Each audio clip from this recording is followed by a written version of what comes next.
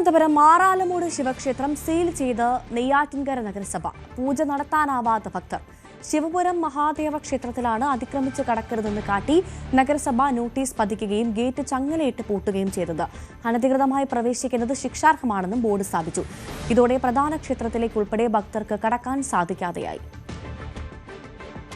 ഭക്തജനങ്ങൾക്ക് കടന്നു വരാനുള്ള വാതിലുകൾ ഇവിടുത്തെ മുനിസിപ്പാലിറ്റി അടച്ചുപൂട്ടിയിരിക്കുകയാണ്. അതിനെതിരെ പ്രതിഷേധിക്കാനാണ് കേരള ക്ഷേത്ര സംരക്ഷണയുടെ പ്രവർത്തകർ ഇവിടെ എത്തിച്ചേർന്നിട്ടുള്ളത്. ഈ ക്ഷേത്ര ഭാരവാഹികൾക്ക് വേണ്ട എല്ലാ വിധത്തിലുള്ള പിന്തുണയും കൊടുക്കാൻ ഞങ്ങൾ തീരുമാനിച്ചിരിക്കുകയാണ്. ഇവിടുത്തെ മുനിസിപ്പാലിറ്റിക്ക് മുന്നേ വേണ്ടി വന്നാൽ ഈ സമരം വ്യാപിപ്പിക്കാനും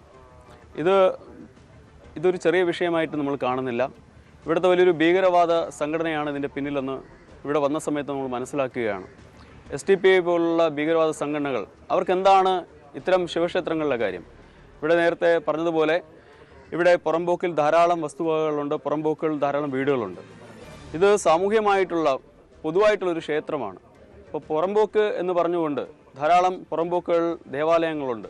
അപ്പം അതുകൊണ്ട് തന്നെ പുറംപോക്ക് അല്ലെങ്കിൽ മറ്റെന്തെങ്കിലും കാരണം പറഞ്ഞ് ക്ഷേത്ര ആരാധനയും അതുപോലെ തന്നെ ഭക്തജനങ്ങളെയും തടസ്സപ്പെടുത്താനുള്ള ഇത്തരം കുത്സിതമായ നീക്കത്തെ അതിശക്തമായിട്ട് തന്നെ കേരള ക്ഷേത്ര സംരക്ഷണ സമിതി അപലപിക്കുകയാണ്.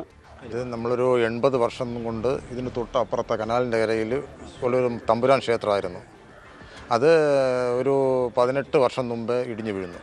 അപ്പോൾ അന്ന് അവിടെ ഈ തമ്പുരാൻ ക്ഷേത്രത്തിന് നമ്മൾ ശിവക്ഷേത്രമായിട്ട് പ്രതിഷ്ഠ നടത്തി ഈ വസ്തു വെച്ചിട്ട് നമ്മളവിടെയാണ് കാര്യങ്ങളൊക്കെ ചെയ്തുകൊണ്ടിരുന്നത്. ഇവിടെ ഒരു നാഗക്ഷേത്രം ഉണ്ടായിരുന്നതിനകത്ത്. അപ്പോൾ ഈ ഇടിഞ്ഞു വീഴുന്നപ്പം ഇതിനിപ്പോൾ അവിടെ സ്ഥലം കുറവായതുകൊണ്ട് നമ്മളിവിടെ ഇവിടെ ക്ഷേത്രം വയ്ക്കാൻ വന്നപ്പോൾ മുനിസിപ്പാലിറ്റി എന്ന് പറഞ്ഞു അത് മുനിസിപ്പാലിറ്റി വസ്തുവാണെന്നും പറഞ്ഞു അവരന്ന് തടസ്സപ്പെടുത്തി.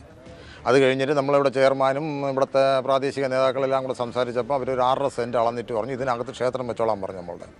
അങ്ങനെയാണ് നമ്മളിവിടെ ക്ഷേത്രം പണി ചെയ്തു ഇത്രയും രീതിയിലാക്കി. ഇപ്പോൾ ഒരു 6 മാസത്തിന് മുമ്പ് മുനിസിപ്പാലിറ്റി സുപ്രഭാതത്തിൽ പെട്ടെന്നൊന്ന് പറയുകയാണ് അത് നിർത്തിവെക്കണം, മുനിസിപ്പാലിറ്റി വസ്തു ചെയ്യാനുള്ള അനുമതിയില്ല. അപ്പോൾ ഇവിടെ നമ്മൾ പ്രാദേശികമായിട്ടുള്ള ആൾക്കാർ പറഞ്ഞ് ചെയ്തോളാൻ പറഞ്ഞു, രാഷ്ട്രീയക്കാർ. നമ്മളത് വെച്ച് വീണ്ടും പണി ചെയ്തപ്പോൾ അവർ വീണ്ടും പോലീസിൽ കംപ്ലയിൻറ്റ് ചെയ്തു. പോലീസ് വന്ന് പറഞ്ഞ് പണി നിർത്തിവെക്കണമെന്ന് പറഞ്ഞ് നമ്മൾ നിർത്തിവെച്ചു.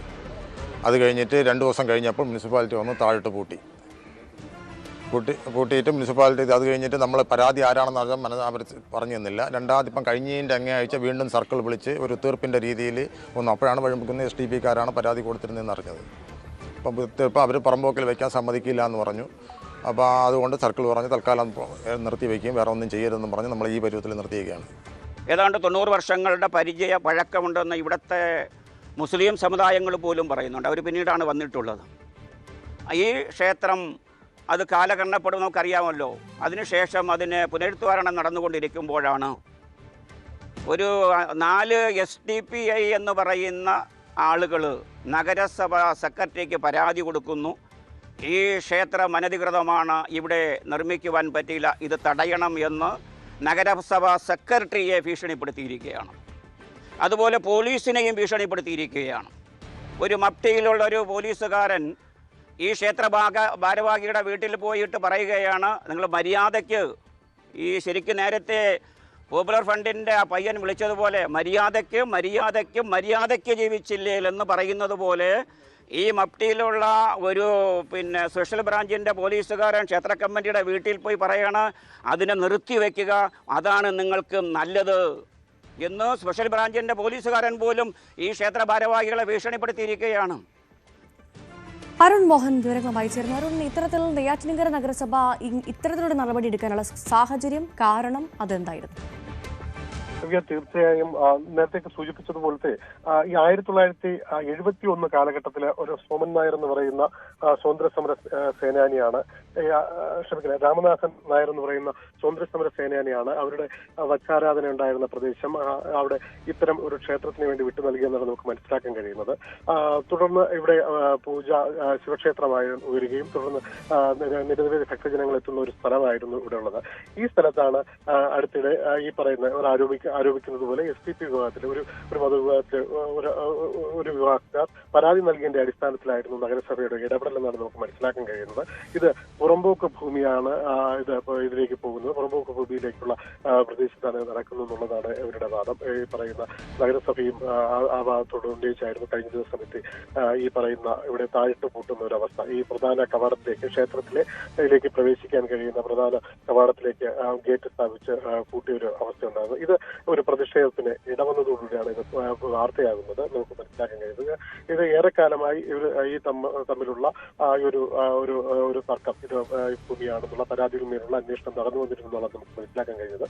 എന്തായാലും ഇപ്പോൾ ഈ സംഭവത്തിൽ ഇപ്പോൾ ഈ പറയുന്ന വിവിധ ഹിന്ദു സംഘടനകൾ രംഗത്തെത്തിയിട്ടുണ്ട്. അവർ നിയമ നടപടിക്ക് ഒരുങ്ങാനുള്ള ഒരുക്കത്തിലാണ്. കാരണം ഏറെക്കാലമായി എല്ലാ മതവിഭാഗക്കാരും എത്തി തൊഴുന്ന ഒരു ക്ഷേത്രമാണ് ഇത്. ഇവിടെ ഈ പറയുന്ന തരത്തിലുള്ള ഒരു വിഷയമില്ല. ഇതിനെ ഒരു വിഷയം ഉണ്ടാക്കാൻ ശ്രമിക്കുന്ന ഒരു വിഭാഗം ശ്രമിക്കുന്നു. അതിനാൽ നമ്മൾ നിയമ നടപടി സ്വീകരിക്കും, കോടതിയെ സമീപിക്കും, അതിലേക്ക് വേണ്ടിയുള്ള ഒരുക്കത്തിലേക്ക് മുന്നോട്ട് പോകും എന്നുള്ളതാണ് ഹിന്ദു മുന്നണികളുടെ നേതാക്കൾ നമ്മളോട് പറയുന്നത്. എന്തായാലും വളരെ ഗൗരവമായൊരു വിഷയം തന്നെയാണ് ഈ പറയുന്ന ആറാലുമൂട് ഉടലെടുത്തിരിക്കുന്നത്. അരുൺ മോഹനാണ് നെയ്യാറ്റിൻകരയിൽ നിന്നും വിവരങ്ങൾ നൽകിയത്.